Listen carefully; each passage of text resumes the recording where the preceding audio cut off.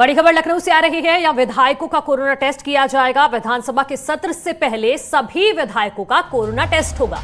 20 अगस्त से शुरू हो रहा है। यूपी विधानसभा का सत्र 3 दिन तक चलेगा और उससे पहले जो भी विधायक विधानसभा सत्र में शामिल होंगे उससे पहले उनको कोरोना टेस्ट कराना होगा। जिसकी रिपोर्ट पॉजिटिव आएगी उसको विधानसभा सत्र में नहीं बैठने दिया जाएगा। तो इस वक्त की बड़ी खबर हम आपको बता रहे हैं। विधानसभा सत्र से पहले जो 3 दिन तक चलेगा उससे पहले सभी विधायकों का कोरोना टेस्ट कराया जाएगा।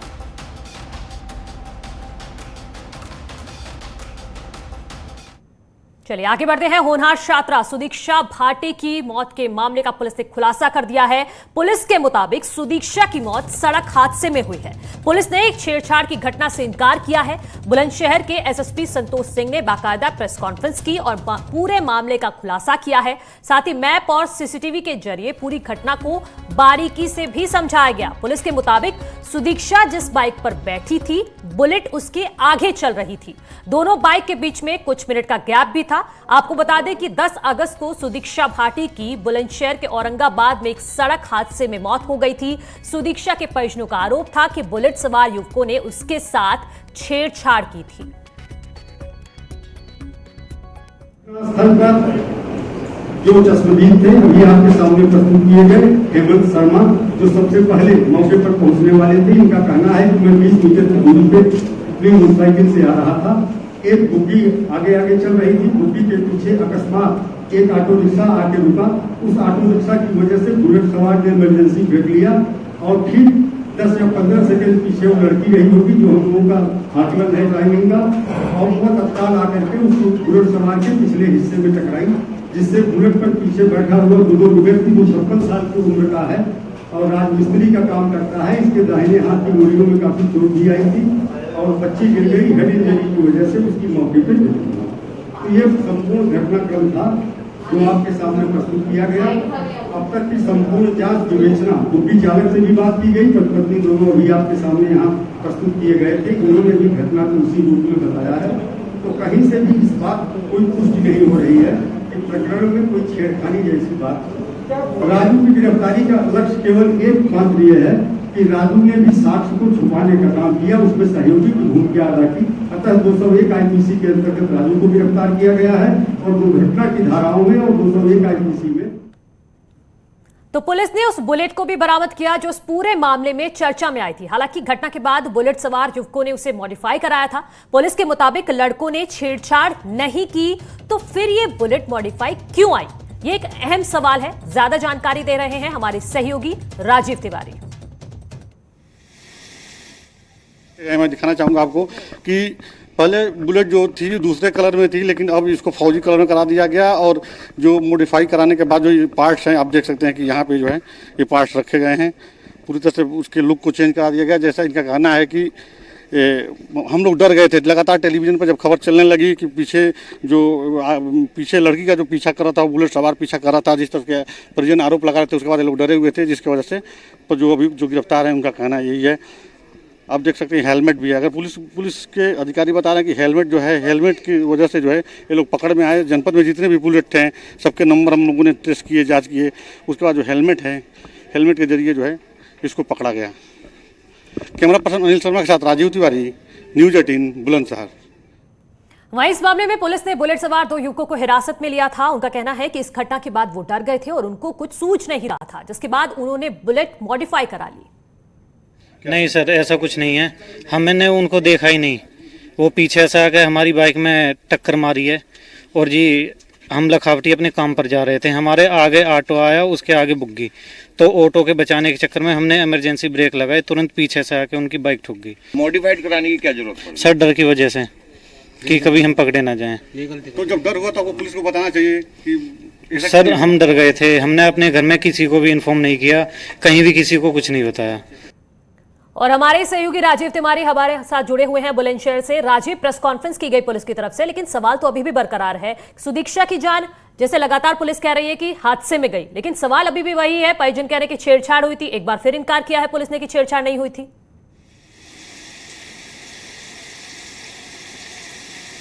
बिल्कुल, अगर देखा जाए तो आज पुलिस ने जो प्रेस वार्ता किया है और प्रेस वार्ता करने के दौरान जो उन्होंने दिखाया है सीसीटीवी फुटेज, उसमें उन्होंने साफ तौर पे बताया है कि बुलेट लगातार आगे चल रही थी और बुलेट सवार जो थे, जिसमें एक की उम्र 26 साल है, एक की उम्र 56 साल है, तो यह लोग अपने काम पे जा रहे थे, लड़की को छेड़ नहीं रहे थे। जैसा कि परिजन ने तहरीर दिया है लड़की के पिता ने, तो तहरीर के हिसाब से पूरी तरह से मामला ही अलग है, लेकिन अभी विरोधाभास बना हुआ है। मैं आपको बताना चाहूँगा, यहाँ पे जो हमारे सहयोगी हैं प्रत्युष तिवारी, तुषार तिवारी, लगातार नजर बनाए हुए हैं।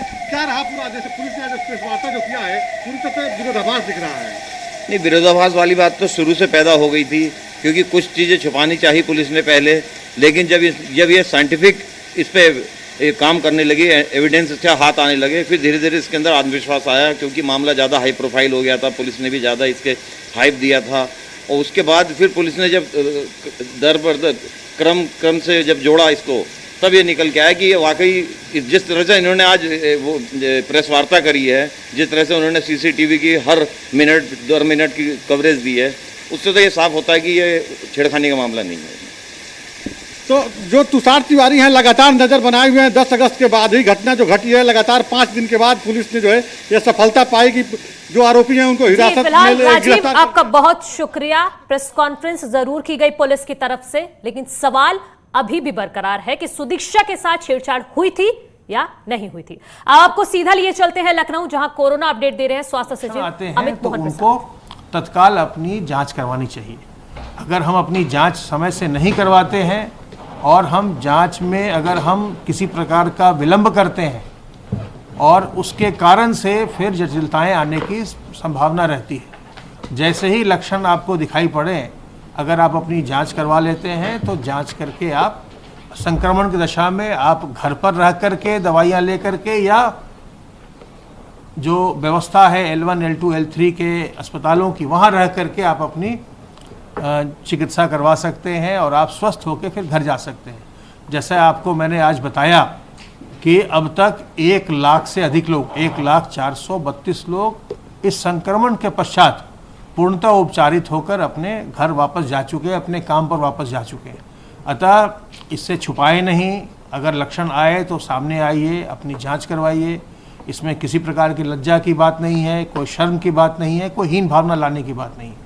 ये संक्रामक बीमारी है, न उम्र का लिहाज करती है, न धर्म जाति का लिहाज करती है, न किसी अमीर गरीब का लिहाज करती है। तो ये संक्रामक बीमारी किसी को भी हो सकती है, इसलिए इसमें न तो जिसको संक्रामक बीमारी हो उसके प्रति आप मन में दुर्भावना लाइए, और न ही अगर आपको या आपके किसी मित्र के लक्षण आते हैं तो कोई हीन भावना लाइए। तत्काल अपनी जांच करवाइए और जांच करवा के अपनी चिकित्सा करवाइए। चिकित्सा के लिए निरंतर व्यवस्था की जा रही है और नए जो नई चीज़ें सामने आ रही हैं, उन सब की व्यवस्था प्रदेश सरकार के द्वारा की जा रही है। चाहे वो महंगी दवाएं हों, जैसे रेमडेसिविर है, वो अस्पतालों में जो भी हमारे L2, L3 लेवल के अस्पताल हैं उनमें उपलब्ध कराई जा रही है। पहले ये केवल जो लोग बहुत सक्षम थे, जो खर्च कर सकते थे, उनको ये उपलब्ध थी। अब ये जो भी मरीज क्रिटिकल हो रहा है, सबको ये निःशुल्क उपलब्ध कराई जा रही है। इसी प्रकार से वेंटिलेटर के विकल्प के रूप में इस बीमारी में एक नई मशीन सामने आई है, हाई फ्लो नेजल कैनुला, उसकी व्यवस्था भी पूरे प्रदेश के लिए की जा रही है। तो सरकार का ये प्रयास है कि जो भी इसमें नई जानकारी मिले, क्योंकि आप जानते हैं इस बीमारी के कोई एक निश्चित दवा अभी तक नहीं है, न ही कोई इसकी वैक्सीन है जिससे कि आप बिल्कुल इससे मुक्त रह सकें। तो जो भी नई जानकारी इसके चिकित्सा के बारे में आ रही है, चाहे उपकरणों के बारे में हो, चाहे दवाओं के बारे में हो, उन सब की व्यवस्था निरंतर सरकार के द्वारा की जा रही है, ताकि यहाँ की जनता कम से कम संक्रमित हो, और अगर संक्रमित किसी को कोई हो ही जाता है तो वो पूर्णतः स्वस्थ हो सके। लेकिन आपकी भी जिम्मेदारी है, आप भी अपने जिम्मेदारी का निर्वहन करिए। आप अपने हाथ को साबुन पानी से बार बार धोते रहिए ताकि आप संक्रमित न हो। अपने मुंह और नाक को सार्वजनिक स्थलों पर ढक कर रखिए ताकि दूसरों से किसी से न आपको संक्रमण आए, न आपसे दूसरों को संक्रमण जाए। तो अपने मुंह और नाक को मास्क से, रुमाल से, दुपट्टे से, गमछे से ढक कर रखिए, और कहीं भी जाइए लोगों से 2 गज की दूरी बनाइए। अगर आप 2 गज की दूरी बनाएंगे तो आप में संक्रमण आने की संभावना नगण्य हो जाएगी। तो आप अपनी जिम्मेदारी को निभाएं, खुद को संक्रमण से बचाएं, दूसरों को संक्रमित होने से बचाएं।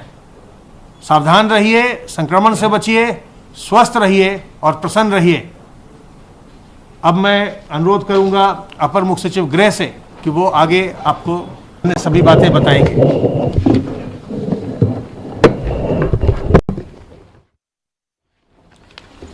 माननीय मुख्यमंत्री जी ने अनलॉक की व्यवस्था की आज समीक्षा की है। आज पूरे प्रदेश में प्रतियोगी और प्रवेश परीक्षाएं हो रही हैं।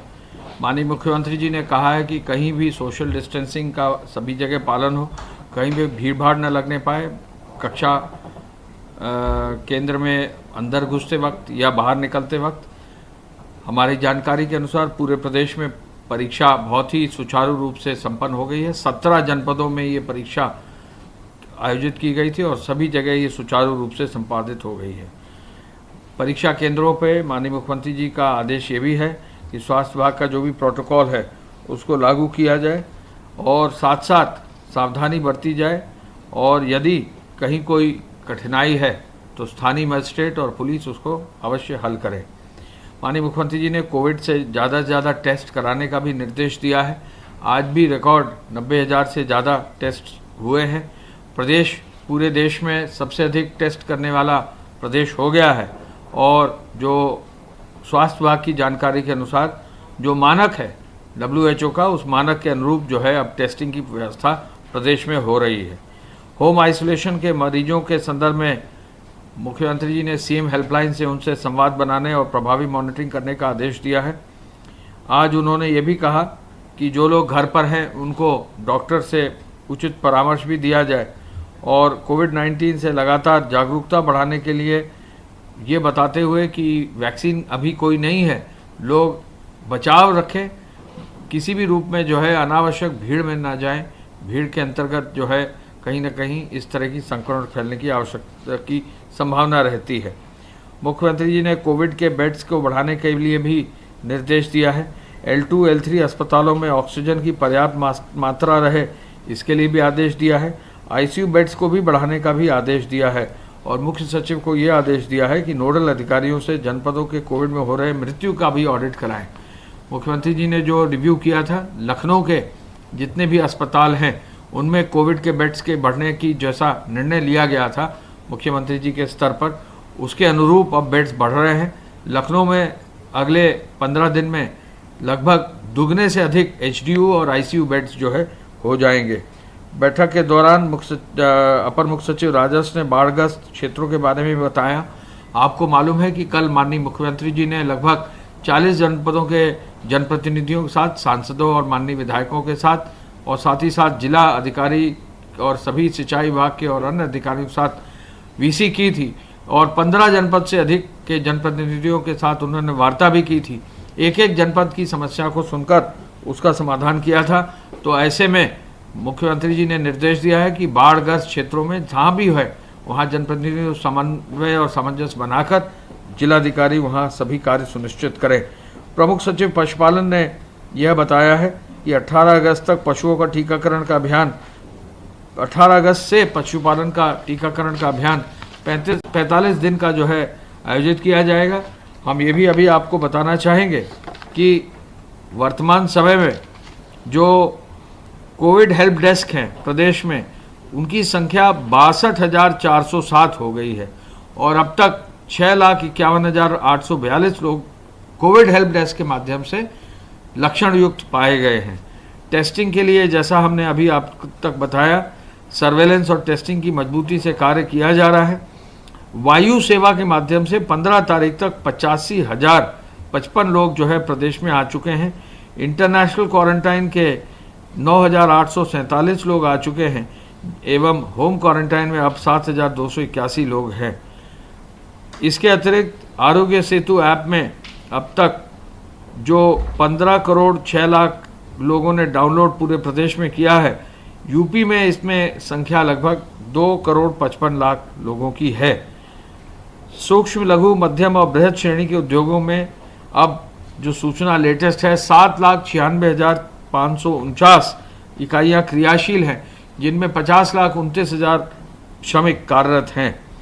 कर्मचारियों के 20 से अधिक इकाइयों में 37,752 कोविड हेल्प डेस्क लगाए गए हैं और लगभग 36,672 पल्स ऑक्सीमीटर और 37,603 जो है थर्मोमीटर, इंफ्रारेड थर्मोमीटर लगाए गए हैं। प्रदेश में 61,471 कॉमन सर्विस सेंटर यानी जन सुविधा केंद्र काम कर रहे हैं और इन कॉमन सर्विस सेंटर्स में 1,22,942 लोग कार्य कर रहे हैं। आत्मनिर्भर भारत की योजना के अंतर्गत प्रधानमंत्री गरीब कल्याण अन्न योजना में अप्रैल से जुलाई तक राशन कार्ड के अंतर्गत निःशुल्क खाद्यान्न और खाद्यान्न का वितरण हो रहा है। 5 अगस्त से इस माह के वितरण में अब तक 3,57,00,000 राशन कार्डों में 3,33,00,000 राशन कार्डों में वितरण हो गया है और 13,94,00,000 यूनिट खाद्यान्न का वितरण कर दिया गया है। पशुपालन विभाग के अंतर्गत 5,098 गौ संरक्षण केंद्रों और स्थलों में 5,11,000 निराश्रित गौवंश संरक्षित किए गए हैं। जनपदों में कुल 3,444 भूसा बैंक स्थापित करके 7,86,000 कुंटल भूसा की अतिरिक्त व्यवस्था कर ली गई है। इसके साथ साथ विभिन्न चिकित्सा संस्थानों को, विभिन्न बेनिफिशियरीज को अब तक जो कोविड मुख्यमंत्री पीड़ित सहायता कोष कोविड केयर फंड है, इसके अंतर्गत 366.34 करोड़ रुपए की धनराशि दी गई है। कुल अब तक 429.53 करोड़ की धनराशि इसके अंतर्गत प्राप्त हुई है। माननीय मुख्यमंत्री जी ने ये निर्देश दिया है कि कोविड हेल्प डेस्क को और मजबूती से कार्य कराया जाए। उसके अंतर्गत सभी से सूचना जो है समय से ली जा रही है। गृह विभाग की सूचना के अनुसार धारा 188 के अंतर्गत 1,87,000 FIR अब दर्ज कर दी गई हैं। 3,70,000 से अधिक लोग नामजद किए गए हैं। 67,777 वाहन सीज किए गए हैं। 63,77,00,000 का शमन शुल्क वसूल हुआ है और 3,50,000 वाहनों को आवश्यक सेवाओं के लिए लगाया गया है।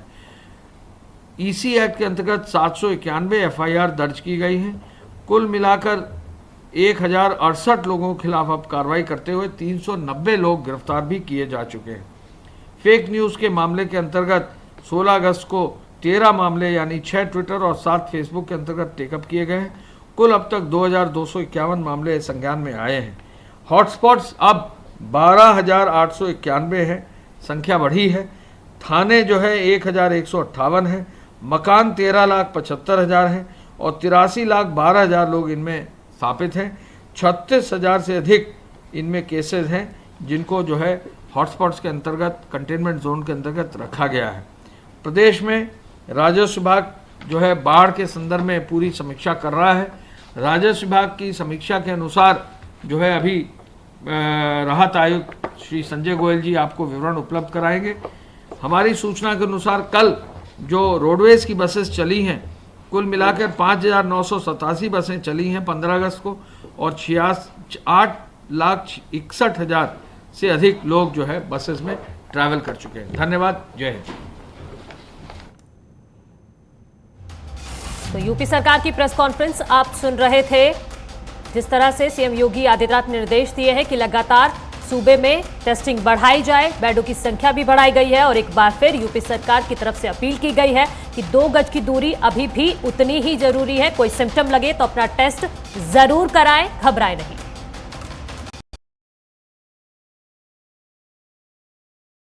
बढ़ जाए, पीपे वाला पुल को हटा दिया गया है, जिससे लोगों की दिक्कत के साथ साथ नदी पार करने से उनकी जान का खतरा भी बढ़ गया है। यह नजारा गौ घाट के पास का है, जो हम आपको दिखाने जा रहे हैं, जहां लोग नाव के सहारे नदी पार करने को मजबूर है। यह पुल गौ घाट से फैजुलागंज को जोड़ता है। दूध वालों के साथ साथ मजदूरी करने वालों को नदी पार करने के लिए नाव का सहारा लेना पड़ रहा है। लोगों को बाइक और साइकिलें भी नाव के सहारे ही ले जानी पड़ रही है। ज्यादा जानकारी हमारे सहयोगी प्रशांत पांडे दे रहे हैं।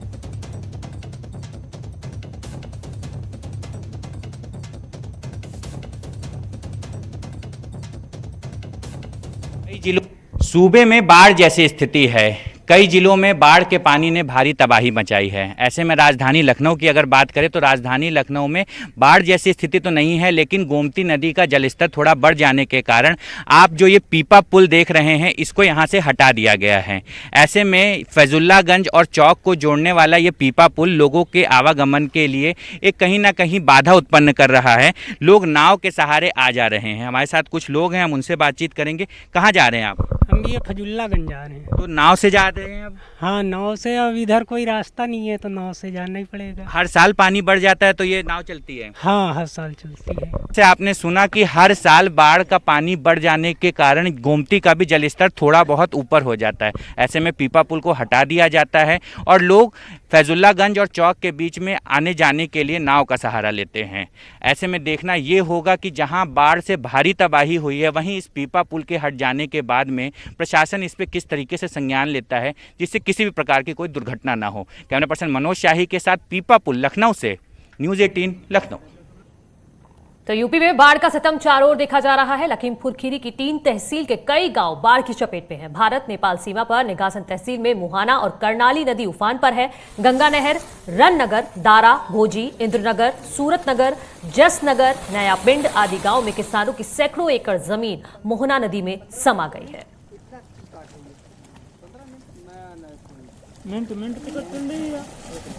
सब कुछ समा रहा है इसमें, पता ही नहीं। देहरादून के प्रेमनगर इलाके में हवा में लटकती हुई 2 बिल्डिंग शनिवार शाम को भर-भरा कर गिर गई और पूरा नजारा आसपास गुजरने वालों ने अपने कैमरे में कैद कर लिया। दरअसल प्रेमनगर से आर्मी और स्थानीय प्रशासन ने कुछ समय पहले अतिक्रमण हटाए थे और अतिक्रमण हटाने के बाद भी कुछ बिल्डिंग्स पूरी तरह से नहीं गिराई जा सकी थी, जो अब बड़ा खतरा बन गई है।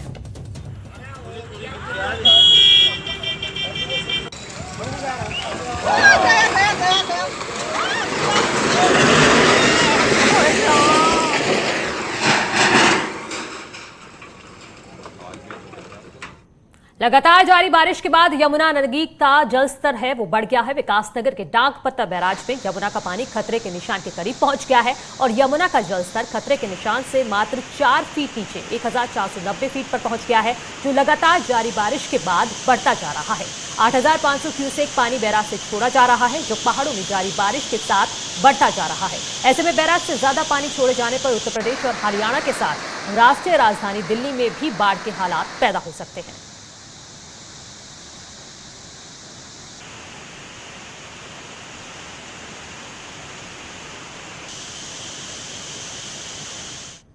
उत्तराखंड की राजधानी देहरादून में बारिश के बाद बेहद बुरा हाल है। यहां अब दून अस्पताल में भी पानी भर गया है। दून अस्पताल में कोरोना के मरीजों पर आफत बरसी है। अस्पताल में नाले का पानी घुस गया है।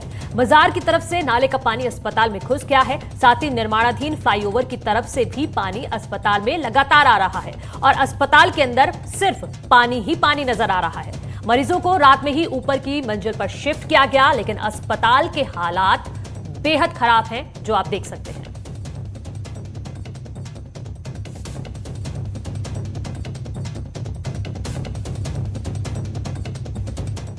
बद्रीनाथ हाईवे बंद। नंदप्रयाग घाट के पास हाईवे बंद हो गया है। पहाड़ी से मलबा आने के कारण यह हाईवे बंद हुआ है। बारिश के कारण सड़क खोलने में अभी भी दिक्कतें आ रही हैं। तो बद्रीनाथ हाईवे एक बार फिर से बंद हो गया है। पहाड़ से लगातार मलबा गिर रहा है, जिसकी वजह से जो सड़क है वो ब्लॉक हो गई है। लगातार उस सड़क को खोलने का काम किया जा रहा है, लेकिन अभी कामयाबी नहीं मिली है।